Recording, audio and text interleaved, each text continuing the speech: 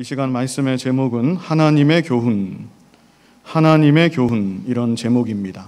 지난주에는 하나님께서 니느웨 성을 멸망시키지 않으시자 이에 대해서 심히 싫어하고 노하는 요나의 모습을 우리가 보았습니다. 심지어 요나는 3절에서 내 생명을 취하소서 사는 것보다 죽는 것이 내게 나음이니이다 이렇게까지 말하면서 하나님께 강력하게 항변했습니다. 요나가 이렇게까지 하나님 하신 일에 반대하면서 싫어하는 이유에 대해서 우리가 지난주에 몇 가지를 같이 생각해 보았습니다. 먼저 요나는 이스라엘의 원수와 같은 니느웨 성이 심판받아 망하기를 원했습니다. 그리고 요나는 자신의 민족만을 지나치게 사랑하는 편협한 이기주의에 빠져 있었습니다. 그리고 요나는 선지자로서의 자신의 체면을 지나치게 생각했기 때문에 하나님이 뜻을 돌이키사 니느웨 성을 멸망시키지 않으시는 것을 몹시도 못마땅하게 생각했던 것입니다. 이제 오늘 본문은 이런 요나를 향한 하나님의 교훈의 말씀이 기록되어 있습니다. 하나님은 요나를 교훈하실 때 요나에게 3번 질문을 하셨습니다. 여기 4절에 보면요, 너의 성냄이 어찌 합당하냐. 우리말은 이게 의문인지 감탄인지 좀 헷갈릴 수 있지만 분명히 의문문입니다. 너의 성냄이 어찌 합당하냐. 첫 번째로 질문하셨고 9절에도 질문하셨습니다. 9절에는 네가 이 박넝쿨로 인하여 성냄이 어찌 합당하냐. 두 번째로 질문하셨습니다. 그리고 마지막으로는 질문이 좀 깁니다. 10절로 11절입니다. 세 번째 질문을 하심으로 교훈의 말씀을 마치셨습니다. 이 시간 하나님께서 요나에게 주신, 그리고 오늘날 우리 모두에게 주시는 교훈의 말씀이 무엇인지 함께 보도록 하겠습니다. 먼저 본문 4절을 우리 같이 한번 읽어보겠습니다. 여호와께서 이르시되 너의 성냄이 어찌 합당하냐 하시니라. 요나가 싫어했습니다. 화를 냈습니다. 차라리 죽는 것이 낫다고까지 항변을 했습니다. 그런 요나의 모습과 기도를 다 보시고 들으신 다음에 하나님이 요나에게 물어보신 것입니다. 너의 성냄이 어찌 합당하냐? 네가 스스로 생각할 때 네가 지금 성내고 있는 것이 정말로 합당하게 여기는 것이냐? 네가 정말 옳다고 생각하는 것이냐? 하나님께서 이렇게 물어보신 것입니다. 이런 하나님의 모습을 통해서 깨달을 수 있는 것은 우리 하나님은 그 사람의 수준을 보시고 그 사람 수준에 맞게 책망도 하시고 교훈도 하시는 하나님이시라는 사실입니다. 하나님은 절대로 하나님의 완벽한 기준을 세워놓고 그 기준에 도달하지 못하는 사람을 우격다짐으로 밀어붙이듯이 그렇게 몰아가지 않으십니다. 요나가 하나님의 말씀을 아예 어기고 다시스를 향해 도망갈 때에는 당장에 요나의 발걸음을 돌려야 되겠으니까 풍랑을 일으키시고 물고기 뱃속에서 연단도 받게 하셨습니다. 그러나 지금 이 경우는 상황이 조금 다릅니다. 요나가 하나님 말씀에 순종하고 나서 그로 인해서 자기에게 찾아온 결과, 자기 민족에게 찾아온 결과를 보고 그 결과를 받아들이지 못합니다. 성을 내고 화를 내고 하나님을 향해서 항변하고 있는 경우입니다. 이럴 때 하나님께서는 큰 소리를 발하셔서 요나를 눌러버리실 수도 있습니다.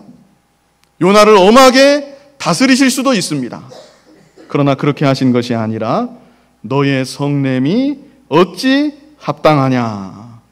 먼저 이렇게 물어보심으로 요나 스스로 자기 자신을 돌아보고 스스로 생각할 수 있도록 인도해 주신 것입니다.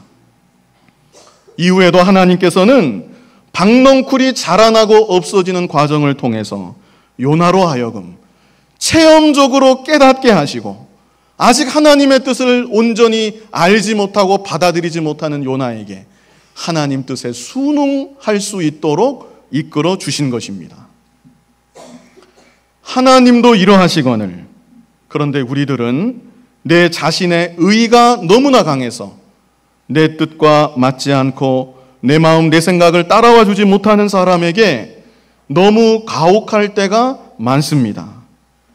아무리 내 생각이 맞는 것 같을지라도 사람의 마음에 상처를 입히면서까지 강하게 책망하고 당장에 가르쳐서 바로 잡으려고 하는 것은 별로 도움이 되지 않을 때가 많습니다. 자식을 기를 때에도 그런 것 같습니다. 제 자신을 돌아보면 자녀의 마음을 노엽게 하면서까지 책망하고 훈계한 것이 정말로 교육적으로 효과가 있었는가 돌아보게 됩니다. 우리들은 요나를 향한 하나님의 모습을 통해서 다른 사람의 마음과 인격에 상처를 입히지 말고 사랑과 지혜로서 교훈하고 잘 인도할 수 있는 보다 성숙한 모습을 또한 배워야 되겠습니다. 잠언 18장 19절 말씀 우리 같이 한번 읽어보겠습니다.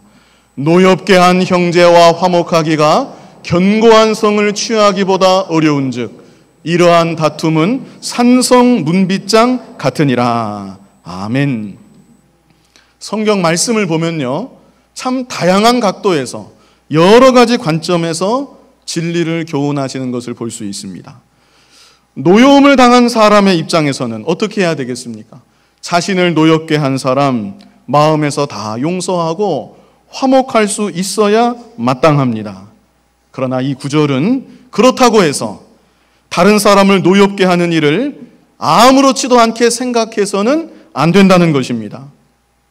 한 번 누군가의 마음을 노엽게 하면 다시 화목한다는 것이 어떻습니까? 성을 취하는 것보다 어렵다고 말씀합니다. 한 번 마음에 상처를 입히면 산성 문빗장 같이 그 마음이 닫혀진다는 것을 말씀하고 있는 것입니다. 그러므로 저와 여러분은 내 생각, 내 주관에 쌓여서 그것이 맞는다는 보장도 없습니다. 내 생각, 내 주관에 취해서 다른 사람을 몰아붙이고 마음에 상처가 나도록 훈계하고 책망하는 일이 없어야 합니다. 특별히 교회에서 믿음 좋다는 사람이 이제 믿어서 잘 모르는 사람에게 당신 그런 것도 제대로 순종 못합니까? 주일도 하나 제대로 못 지킵니까? 이런 식으로 책망하면 안 되는 것입니다. 믿음이 아직 어리고 말씀을 아직 잘 모르면 어느 면에서는 이해해주고 바른 진리를 말해주어야 하되 사랑하는 마음, 배려하는 마음을 갖고 말해줄 수 있어야 합니다. 그것이 바로 하나님께서 저와 여러분을 이제까지 인도해 주시고 길러주신 하나님의 방법입니다. 이 사람은 이 사람에게 맞게, 저 사람은 저 사람에게 맞게 하나님의 수준, 하나님의 기준이 아니라 그 사람의 눈높이, 그 사람의 수준에 맞게 적절하게 책망하시고 사랑과 배려로 기다려주시고 마침내 진리 가운데로 인도해 주시는 우리 아버지 하나님이십니다. 그래서 하나님은 요나에게도 한 대 뒤통수를 때려도 마땅할 텐데 내가 성내는 것이 합당하냐? 먼저 이렇게 물어보신 것입니다. 하나님의 이 질문에 요나가 어떻게 반응을 했는가? 본문 5절을 우리 같이 읽어보겠습니다. 요나가 성에서 나가서 그 성 동편에 앉되 거기서 자기를 위하여 초막을 짓고 그 그늘 아래 앉아서 성읍이 어떻게 되는 것을 보려 하니라. 자, 이 말씀을 자세히 보면 요나가 대답을 했습니까? 안 했습니까? 대답을 했나요? 안 했나요? 대답을 안 했습니다. 하나님은 요나하고 대화를 나누시기 위해서 내가 성내는 것이 어찌 합당하냐 물어보시는데 요나는 대꾸도 안 합니다. 아마 입이 이만큼 나와서 그냥 밖으로 나가버렸습니다. 그리고 니느웨 성 동편에 아마 지대가 좀 높은 곳에 자리를 잡았을 것 같아요. 그곳에 초막을 짓고 그 그늘 아래 앉아서 니느웨 성이 어떻게 되는가 그것을 보았다는 것입니다. 이것은 요나가 자기의 생각, 자기의 주관을 포기하지 않고 하나님을 향해서 시위하는 모습입니다.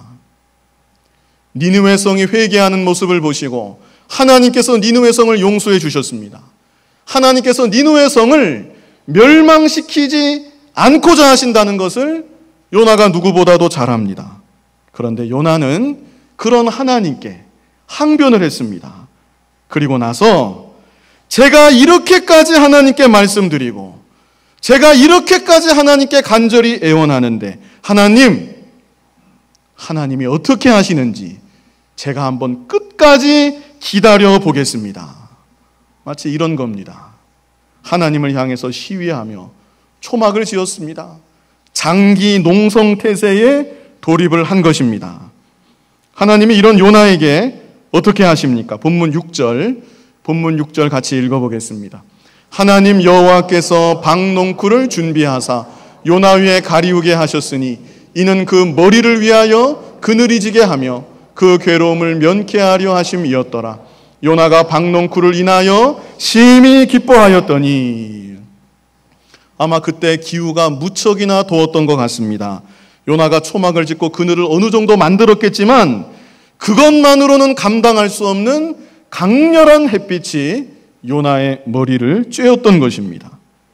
그래서 하나님이 그런 요나를 위해서 박농쿨을 금세 자라게 하시어 풍성한 그늘을 요나의 머리 위에 두르셔서 요나가 그 그늘 아래서 시원하게 머물 수 있도록 해주셨습니다. 그럴 때 요나가 어떻게 했습니까? 요나가 박농쿨을 인하여 심히 기뻐하였더니 요나가 심히 기뻐하였습니다. 요나가 이렇게 기뻐한 것은 시원하게 된 것도 기뻤겠지만 요나가 초막을 짓고 앉아있는 이유는 니느웨 성이 망하나 안 망하나 내가 이렇게까지 하는데 하나님이 니느웨 성에 불을 내리실까 안 내리실까 기대감을 가지고 앉아있는 것입니다. 그런데 하나님께서 그런 자신을 위해서 그늘을 만들어 주시는 겁니다. 야, 하나님이 이제 내 소원을 알아주시고 들어주시려나 보다. 그러면 그렇지. 저놈들이 어떤 놈들인데 한 번 회개했다고 용서해 주시나? 그럴 하나님이 아니시지.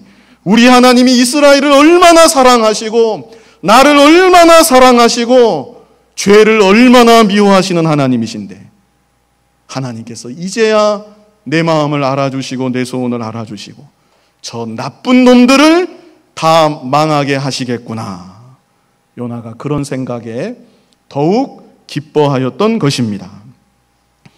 그러나 하나님께서는 이어서 어떤 일을 하셨는가? 본문 7절 우리 같이 한번 읽어보겠습니다. 하나님이 벌레를 준비하사 이튿날 새벽에 그 박농쿨을 씹게 하심에 곧 시드니라. 바로 그 다음 날입니다. 그것도 이른 새벽입니다.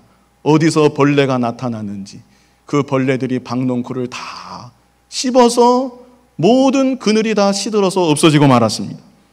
이어서 8절 말씀 같이 읽어보겠습니다. 해가 뜰 때에 하나님이 뜨거운 동풍을 준비하셨고 해는 요나의 머리에 쬐매 요나가 혼곤하여 스스로 죽기를 구하여 가로되 사는 것보다 죽는 것이 내게 나으니이다. 이제 날이 밝았습니다. 해가 떴습니다. 그늘이 다 없어졌기 때문에 해만 떠도 덥고 힘들겠는데 하나님께서 거기다가 무엇을 추가해 주셨습니까?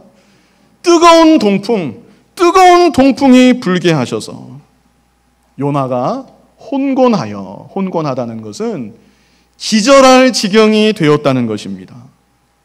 그래서 요나가 극심한 고통 속에서 또 말합니다. 저를 차라리 죽여주십시오. 사는 것보다 죽는 것이 더 낫겠습니다. 요나가 물고기 뱃속에서도 그 얼마나 힘들었겠습니까? 옴짝달싹 못하는 그 물고기 뱃속에서도 죽여달라는 말을 안 했는데 요나가 여기서 죽여달라고 하는 것은 육신의 고통 때문만이 아닙니다. 자기 딴에는 하나님께 자기 의사를 표현하고 하나님 앞에 시위를 하려고 했습니다. 그랬더니 하나님께서 어떻게 해주셨습니까?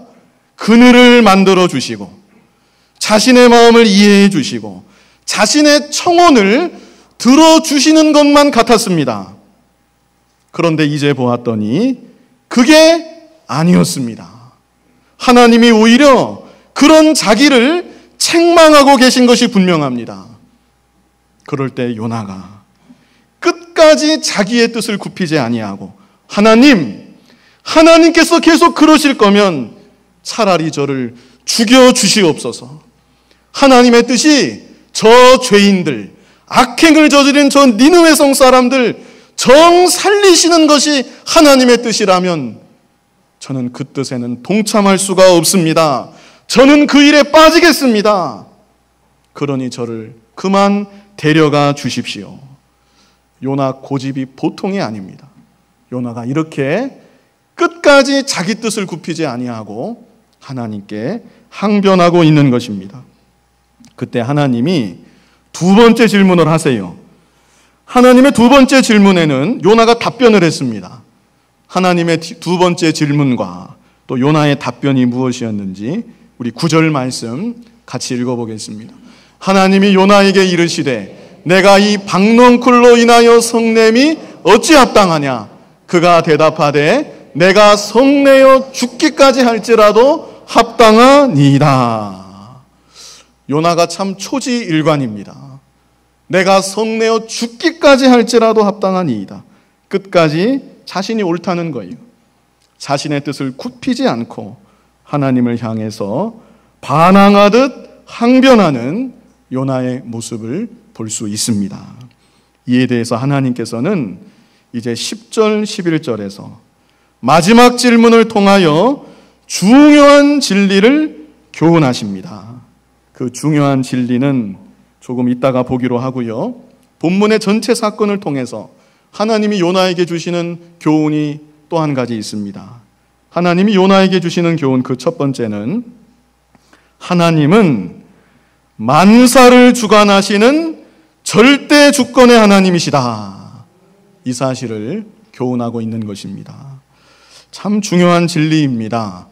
우리 이거 한번 같이 따라해 보실까요? 하나님은 만사를 주관하시는 절대 주권의 하나님이시다. 네. 요나가 이런 하나님을 믿을까요? 안 믿을까요? 이런 하나님을 요나가 왜 모르겠습니까? 여러분들도 다 그렇게 믿으시죠? 하나님이 요나에게 원하시는 것, 우리에게 원하시는 것은 그저 지식적으로만 그렇다, 맞다, 인정한다 이게 아니라 우리의 삶의 현장 가운데 크고 작은 모든 일들을 겪을 때마다 절대 주권의 하나님을 믿고 절대 주권의 하나님을 고백하며 살라는 것입니다. 하나님은 어떤 하나님이셨습니까? 먼저는 박넝쿨을 자라나게 하신 하나님이십니다. 박넝쿨을 자라게 하신 하나님. 식물이 자라나는 것이 저절로 자라나는 것이 아닙니다. 온 천하 만물을 창조하신 하나님께서 풀 한 포기까지도 주관하십니다. 들판에 피어있는 꽃 한 송이, 길가에 돋아나 있는 잡초 한 움큼, 그 모든 것들도 하나님께서 자라나게 하심으로 자라나게 되는 것입니다. 그리고 하나님은 벌레까지도 주관하십니다. 꿈틀거리는 벌레, 그 벌레가 나타나게도 하시고 그 벌레로 박넝쿨을 씹게도 하시는 하나님, 벌레 같은 미물까지도 하나님의 뜻대로 조종하시고 인도하시는 절대 주권의 하나님이신 것입니다. 그리고 하나님은 동풍을 불게 하셨습니다. 바람을 주관하시는 하나님, 기상현상을 다 주관하셔서 비가 내리게도 하시고 태풍이 불게도 하시고 지진이 나게도 하시는 절대 주권의 하나님. 그뿐입니까? 조금만 앞으로 가면 1장에서 하나님은 바다의 풍랑을 일으키시는 하나님, 사람의 마음까지도 감동시키시는 하나님, 그래서 제비를 뽑게 하시고 뽑는 제비에 요나의 이름이 걸리게 하시는 하나님, 바닷속 깊은 곳 물고기까지 주관하셔서 물고기로 요나를 삼키게 하시고 물고기를 정확하게 조정하셔서 다시스 가까운 육지까지 가게 하시고 그 육지의 요나를 토해내게 하시는 하나님, 이렇게 하나님은 천하 만물을 주관하시는 하나님이십니다. 자연의 기상을 주관하시고 동물을 주관하시고 식물을 주관하시고 사람의 마음까지도 감동하시고 심지어 벌레까지도 주관하셔서 하나님의 완전하신 뜻만을 이루어 가시는 절대 주권의 하나님이신 것을 요나에게 알려주고 계시고 오늘날 우리들 모두에게 교훈하고 계신 것입니다. 우리들이 절대 주권의 하나님, 내 삶 가운데 참으로 믿는다고 하면 이 하나님을 경외하지 않을 수가 없습니다. 하나님을 잘 믿고 섬기지 않을 수가 없습니다. 하나님 앞에서 오만방자하지 아니하고 하나님 뜻에 그저 순종할 수밖에 없는 것입니다. 전도서 5장 2절 말씀 우리 같이 한번 읽어보겠습니다. 너는 하나님 앞에서 함부로 입을 열지 말며 급한 마음으로 말을 내지 말라. 하나님은 하늘에 계시고 너는 땅에 있음이니라. 그런즉 마땅히 말을 적게 할 것이라. 아멘. 하나님은 우리의 아버지 하나님이십니다. 분명한 사실입니다. 그러나 하나님은 우리의 창조주도 되시고 우리의 주관자도 되시는 것입니다. 하나님은 어디에 계시고 하늘에 계시고 너는 땅에 있음이니라. 우리와 하나님과의 분명한 차이, 분명한 구별을 말씀하고 있는 것입니다. 그러므로 우리들은 하나님 앞에서 오만방자하지 말고 절대 주권의 하나님을 믿고 인정하고 고백하고 그 하나님을 경외하며 살아가야 되는 것입니다. 요나로 말하면 요나 입장에서는 도무지 이해가 안 돼요. 자기 생각이 100번 옳아요. 하나님이 니느웨 성을 용서하신 일이 도무지 받아들여지지가 않습니다. 그렇다 할지라도 하나님은 절대 주권의 하나님이십니다. 하나님께서 하나님의 완전하신 뜻을 이루신 줄 믿습니다. 하나님만을 찬송하고 하나님께 영광 돌렸어야 마땅한 것입니다. 자신은 니느웨 성에 40일 있으면 이 성이 망합니다. 외쳤지만 망하지 않게 되어서 자신은 실없는 사람이 되고 말았습니다. 그랬다 할지라도 나에 대한 절대 주권도 오직 하나님께 있습니다. 나를 통해서 하나님의 뜻만을 이루시고 저 또한 하나님의 뜻대로 인도하시는 줄 믿습니다. 요나가 그렇게 고백했어야 마땅한 겁니다. 오늘날 저와 여러분이 절대 주권의 하나님 참 좋습니다. 우리는 이 하나님을 믿는 것입니다. 이 하나님을 믿는다면 어떤 상황을 만난다 할지라도 원망할 일도 없고 불평할 일도 없습니다. 그저 하나님께 감사하고 모든 일에 하나님을 찬송하고 하나님께 영광을 돌리며 살아가게 되는 것입니다. 우리가 요나의 모습을 보면 어쩔 때 이해가 좀 안 될 수 있죠. 요나가 왜 저럴까? 선지자라면서 왜 저렇게 하나님께 항변할까?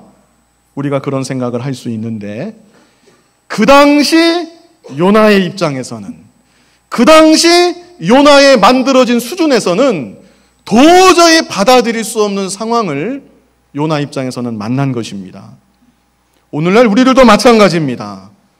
내 수준과 내 입장에서 우리들도 도저히 받아들일 수 없는 일을 만날 수 있습니다. 요나와 같이 심히 싫어하고 노할 때도 있습니다. 어쩌면 차라리 내가 죽는 것이 더 낫겠습니다.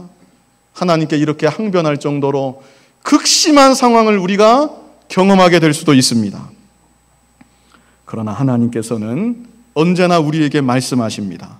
내가 그러는 것이 어찌 합당하냐? 너를 주관하는 것은 바로 나이다. 내가 모든 것을 주관한다.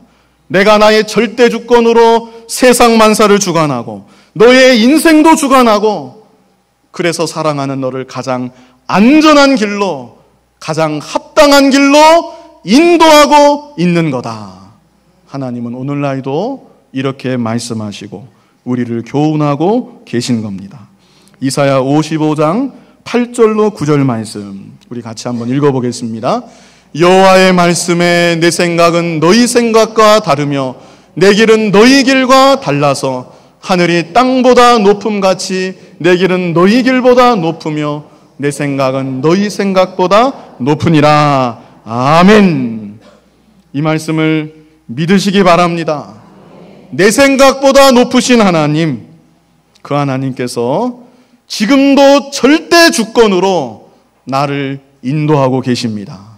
절대 주권의 하나님을 여러분의 실제 삶 가운데 모든 크고 작은 일들 가운데 믿고 고백하시는 여러분이 되시기를 바랍니다.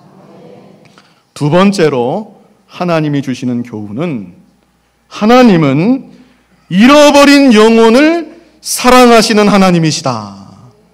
이 사실을 교훈하십니다. 이 교훈이 요나서 전체의 핵심적인 주제라고 할 수 있습니다. 본문 10절로 11절의 마지막 질문으로 요나서를 마무리하시는데 이 마지막 질문은 요나에게만 주신 질문이 아니고 오늘날 저와 여러분을 향한 하나님의 질문입니다. 우리 본문 10절로 11절 같이 읽겠습니다. 여호와께서 가라사대 내가 수고도 아니하였고 배양도 아니하였고 하룻밤에 났다가 하룻밤에 망한 이 박넝쿨을 내가 아꼈거든. 하물며 이 큰 성읍 니느웨에는 좌우를 분변치 못하는 자가 12만여 명이요 육축도 많이 있나니 내가 아끼는 것이 어찌 합당치 아니하냐. 아멘. 우리 하나님은 잃어버린 영혼을 사랑하시는 하나님이십니다.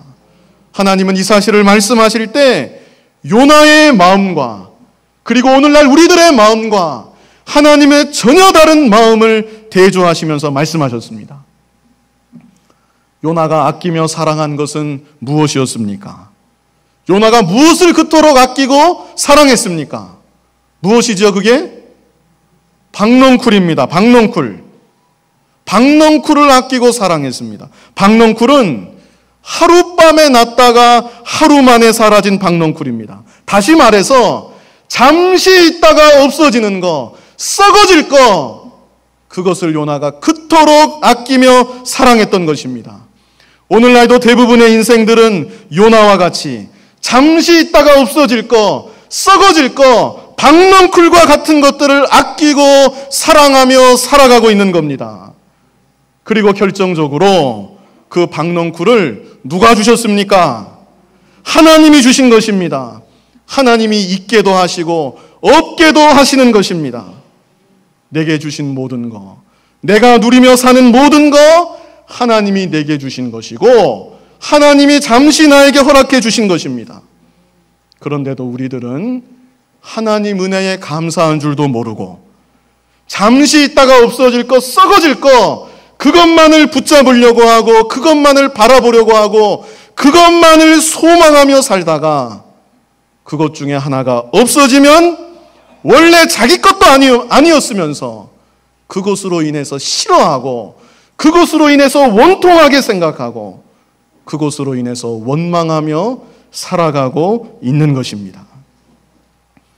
박농쿨같이 시시한 거, 잠시 있다가 사라질 거, 썩어질 거, 그것은 그렇게도 아끼고 사랑하면서 지금도 수많은 영혼들이 죽어가는 것에 대해서는 관심조차 없는 것입니다. 이것이 바로 요나의 모습이고 저와 여러분의 모습인 것을 하나님이 말씀하고 계신 겁니다. 그러나 하나님의 마음은 어디에 있는가? 우리 하나님은 잃어버린 영혼들을 사랑하사 영혼들을 하나님께로 돌아오게 하는데 모든 관심과 마음이 있는 것입니다. 하물며 이 큰 성읍 니느웨에는 좌우를 분변치 못하는 자, 무엇이 옳고 그른지, 무엇이 하나님 앞에 죄인지 분간할 줄 모르는 그런 자가 2만여 명이나 된다고 했습니다. 육축도 많이 있다고 했는데 하나님이 육축도 사람처럼 아끼신다는 그런 뜻은 아닙니다. 이 육축들은 사람들에게 이용을 당하는 겁니다.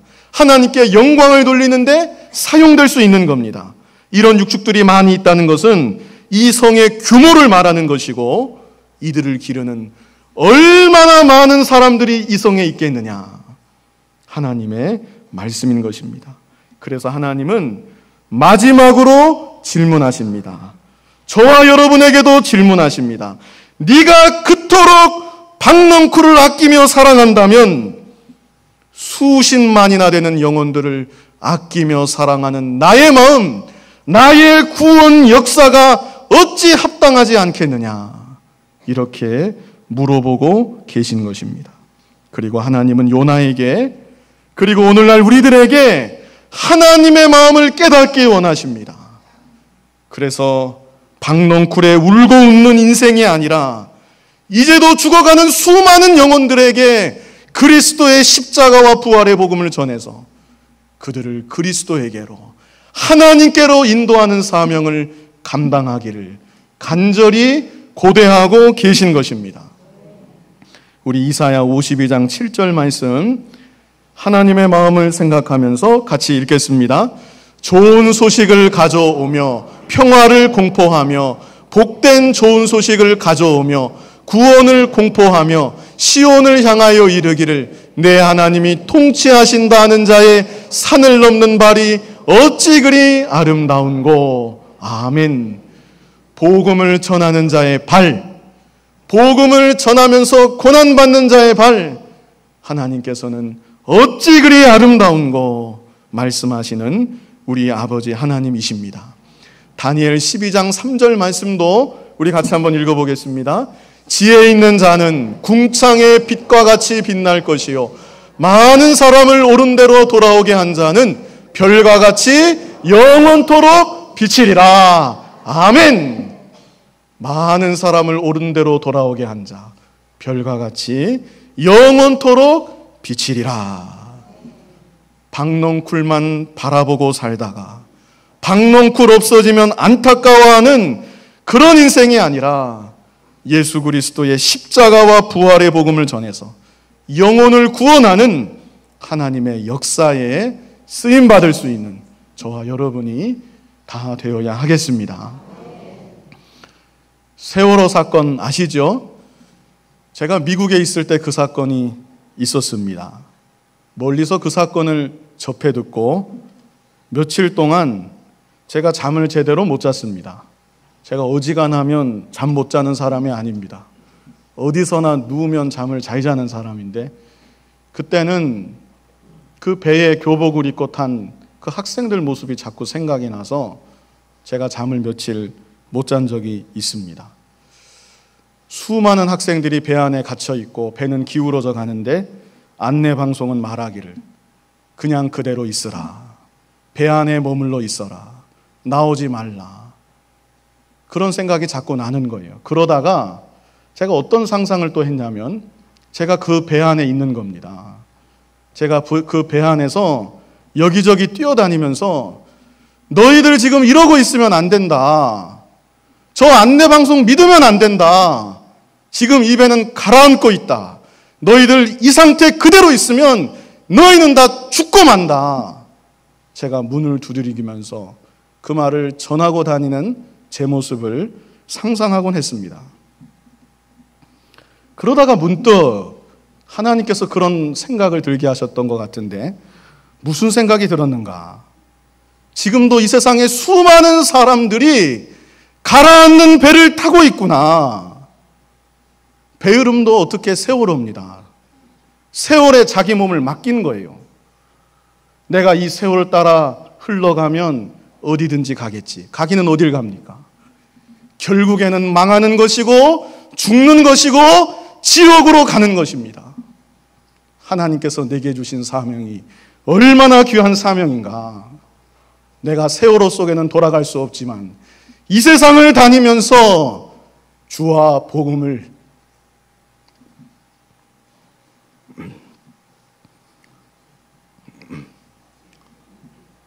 증거하며 살아야 되겠다. 하나님께서 그런 감동을 주셨습니다. 이 자리에 계신 여러분들은 어떠신지 모르겠습니다. 혹시라도 인생 세월호에 여전히 몸을 맡기고 계신 분이 없으셨으면 좋겠습니다. 예수님의 십자가의 대속과 부활의 복음을 믿어야 합니다. 그것이 바로 인생 세월호에서 나와서 구원받는 길입니다. 그뿐 아니라 저와 여러분이 이제도 많은 사람들이 인생 세월호에 몸을 맡기고 마귀의 말을 듣는 거예요. 그대로 가만히 있어도 괜찮다. 그대로 있어라. 우리가 힘을 주어서 주와 복음을 외치며 다녀야 합니다. 이 사명을 감당하는 저와 여러분이 또 우리 교회가 되기를 간절히 바랍니다. 거룩하신 아버지 하나님, 죄 가운데 죽어 멸망할 우리를 구원하여 하나님의 자녀가 되게 하심을 감사합니다. 이제도 죽어가는 영혼을 바라보시는 아버지 하나님, 우리들로 하여금 복음을 증거하기를 원하시는 아버지 하나님, 하나님의 마음을 깨달아서 이 땅을 사는 동안 박넝쿨 같은 것들 때문에 울고 웃는 인생이 아니라 생명을 구원하는 일에 동참하며 살아갈 수 있는 우리 모두가 되게 하여 주옵소서. 예수님 이름으로 기도하옵나이다. 아멘.